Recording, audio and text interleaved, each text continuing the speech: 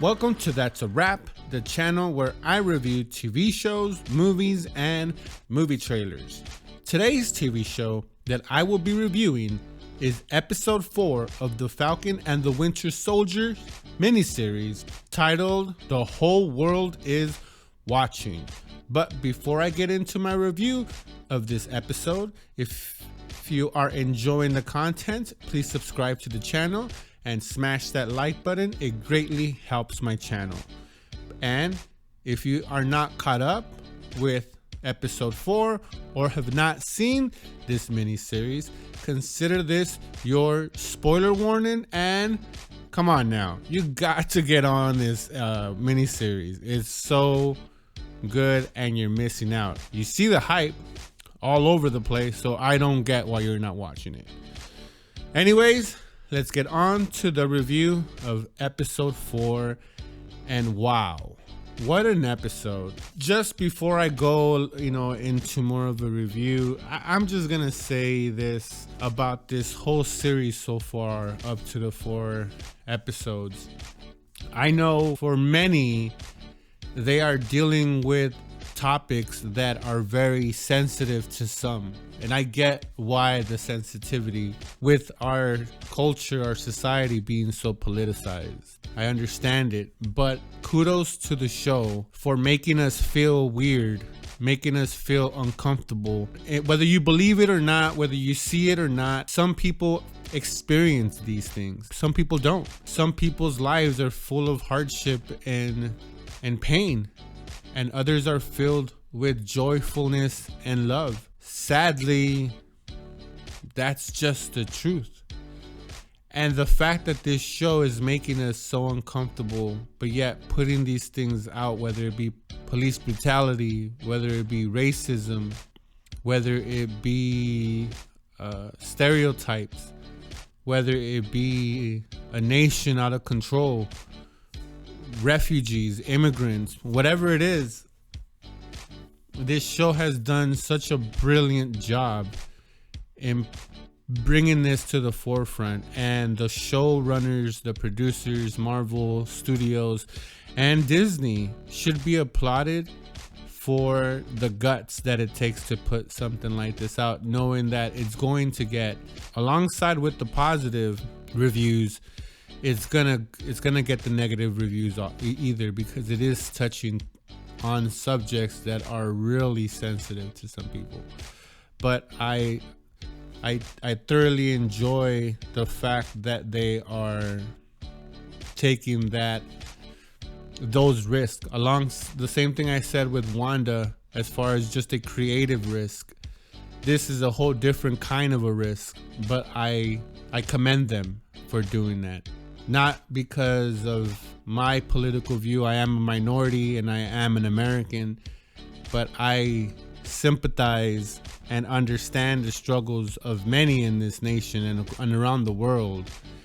And for a studio that is very famous, rich with the whole Infinity Saga characters that we have grown to love and become part of our lives, for them to take this show into a political spectrum, or not even a political, and just hitting the nerves in our society, in our psyche, and in our minds, and just making us feel uncomfortable.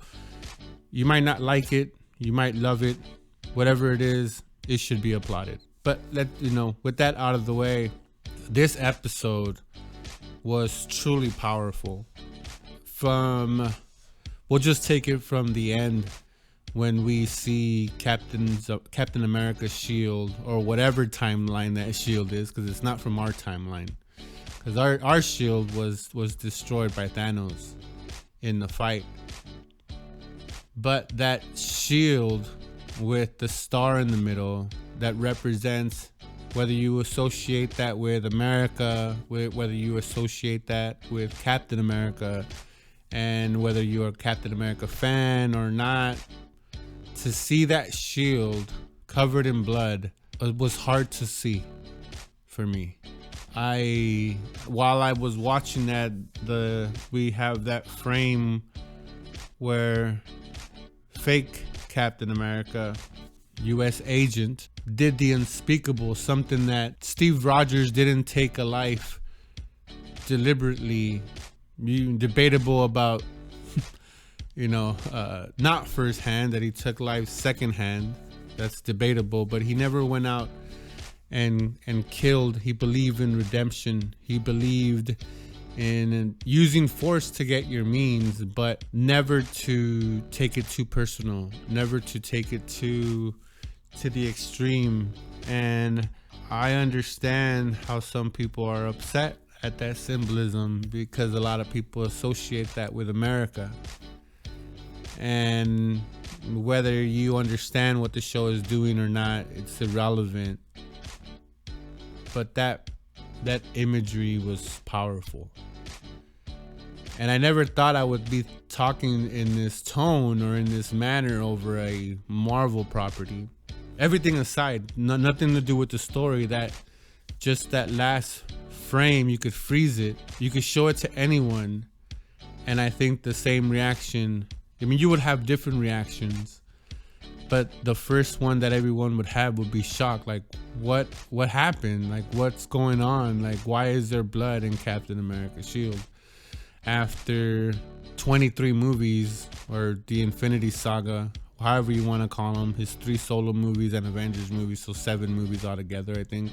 You never saw that Steve Rogers take it to that extreme, but to see it in this episode was heavy.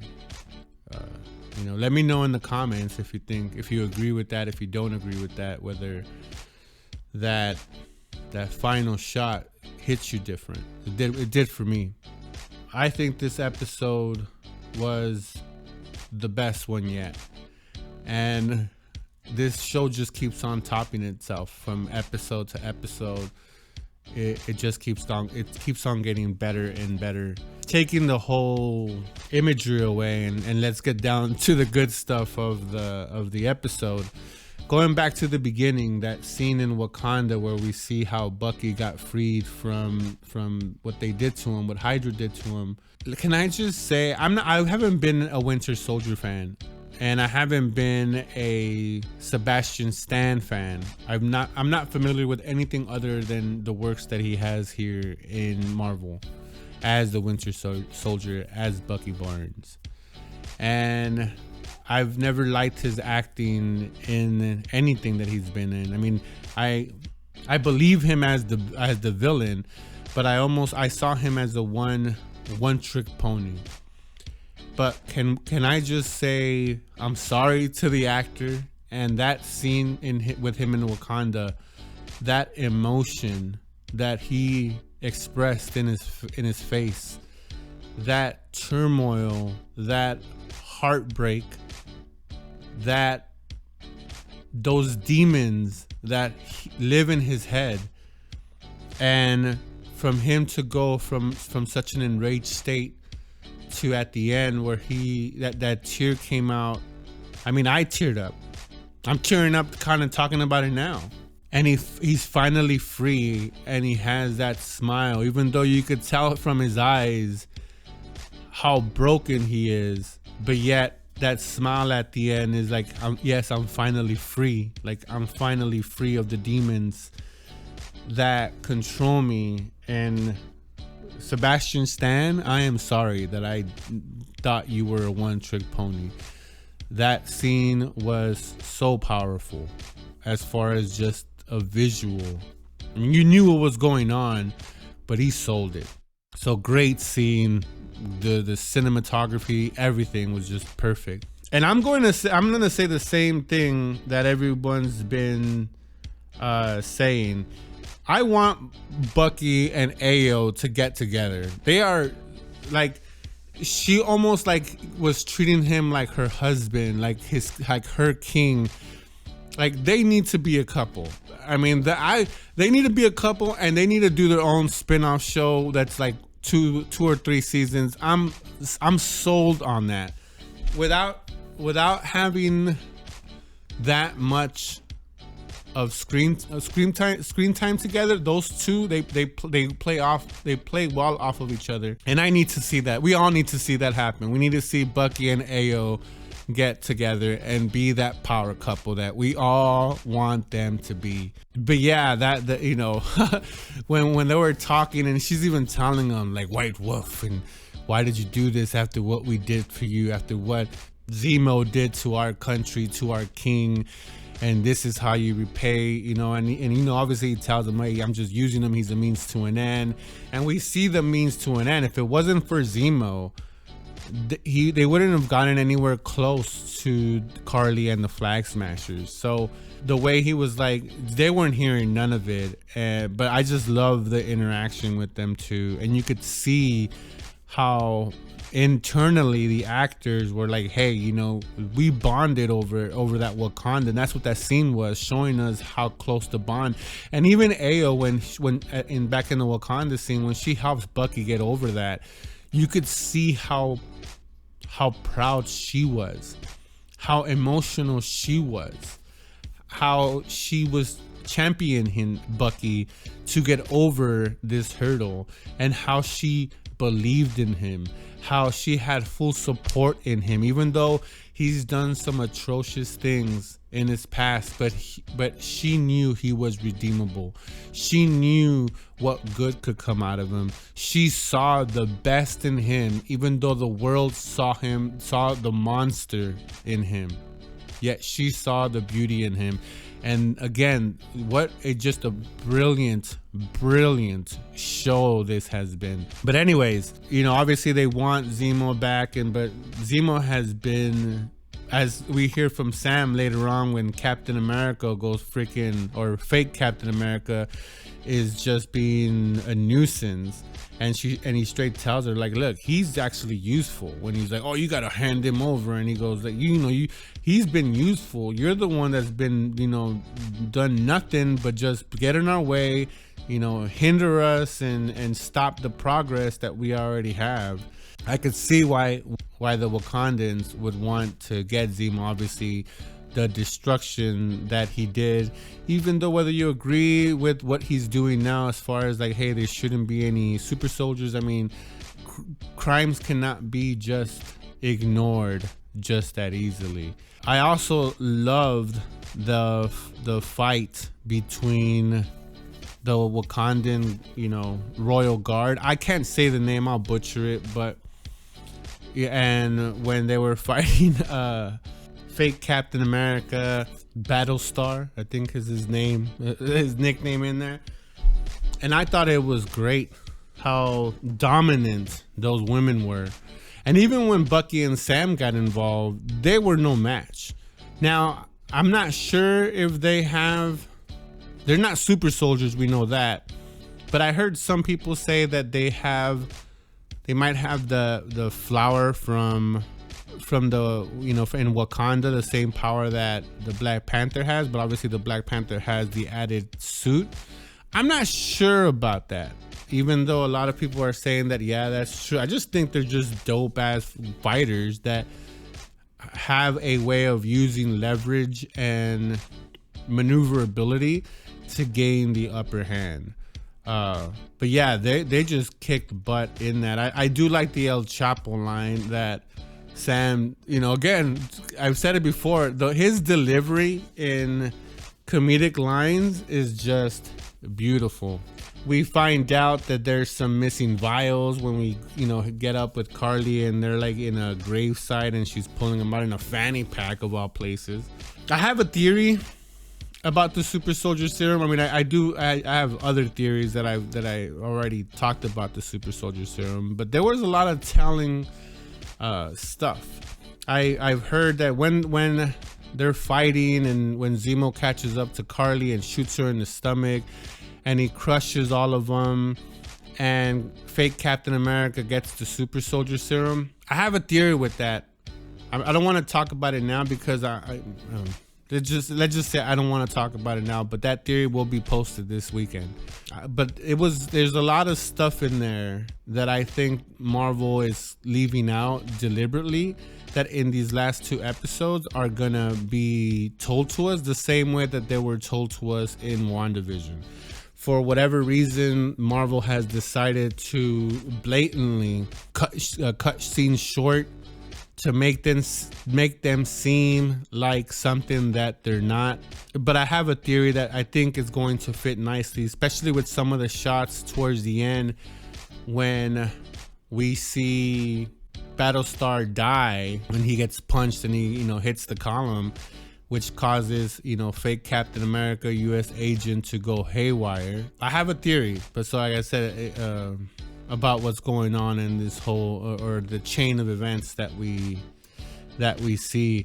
And was I the only one that was mad when Sam is doing so good talking to Carly, and you could see he's gonna turn her, and here comes freaking numbnuts over here messing up everything. Like, I've had enough. Like, oh my god, like, he's going crazy. And again, I have a theory as to why he's going crazy.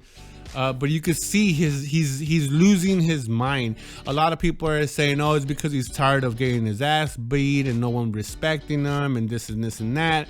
And that there might be something to that, but there's a reason for this escalation. But I was just annoyed, like, dude, what are you doing? The same thing when they, earlier in the show, when they catch up with Bucky, Zemo, and Sam, and he's just yelling it out, like, hey, why did you break him out of jail? And you can see people in the background with their phones, like, recording him. Even then, he has no care in the world. He's just like blabbing his freaking mouth, and almost like he wants to tarnish Sam's reputation and Bucky's reputation, even though he was the one that was using them earlier in earlier episodes. And even now, we saw in the last episode when he's like, oh, our hand sucks, so we have to place our bet with someone that has a better hand, meaning Sam and Bucky. But he goes in there, and even his partner's was looking at him like, what dude, what's going on? Like, what's, why are you flipping out like this? He was just like the impeder of any kind of process, no matter what it was, only, and driven because of his ego, driven for the fact that, again, not to go too much into detail, but driven by something other than what's doing right. Again, people are saying it's his ego. People are saying that it might be, because of a theory that he injected himself in this episode with the super soldier serum. And since Carly has been escalating, that's the reason that he's done. I don't agree with that. Again, I have my own theory. And just stay tuned to the channel to hear some of those theories that I'm going to be uploading this weekend, because this episode was full of theory making videos. And finally, I want to say I didn't like the fact that Carly hit up Sam's sister. I get that you had to bring Sam's sister in here like a pawn, to get Sam pissed off and do something that he wouldn't normally do, like bring Bucky, even though he was told, hey, come alone. Bucky didn't have to be in there. He could have been outside. He could have tried to de-escalate it, even though we heard Carly say, I brought you here for you could join us, even though, Bucky had no intent, Sam had no intention of joining. But I didn't like that. I was like, oh, come on. I don't know if the show still wants us to see her as the villain, but I think it's pretty evident that she's fighting for a cause. Whether some believe it, whether some want to, that's besides the point. The point is that it seems that Sam understands what the fight is going to be. But I just felt it a little forced. Even with her plan, when she was saying, hey, we don't, when she tells Sam straight up, like, killing you is meaningless.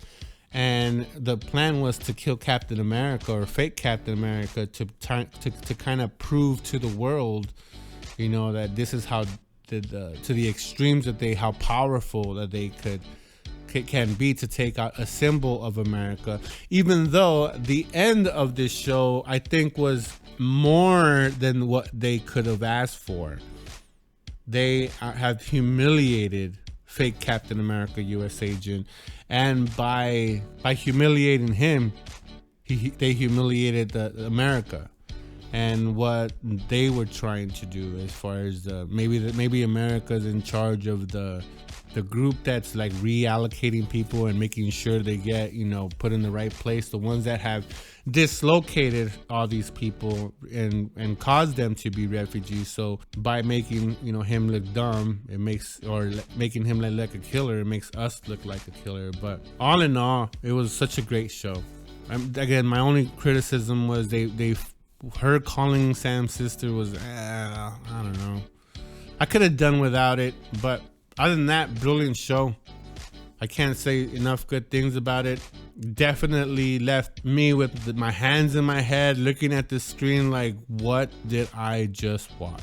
And I can't wait till next Friday and see where it is. This is the rumored emotional episode that's coming up in episode 5. So I can't wait. The twists and the turns has been crazy. This show didn't let us know anymore about who the power broker is. Check out my theory. It's on my channel about who I think the power broker is. Still, the theory's still there. Still plausible. Still on. It's still in the game. So yeah, loved it. Enjoyed it. Let me know what you guys thought about this episode. Did you guys enjoy it? Were you guys okay with the symbolism? Were you guys not okay with the message? Were you okay with the message? Let me know your thoughts down in the comments. And like always, that's a wrap.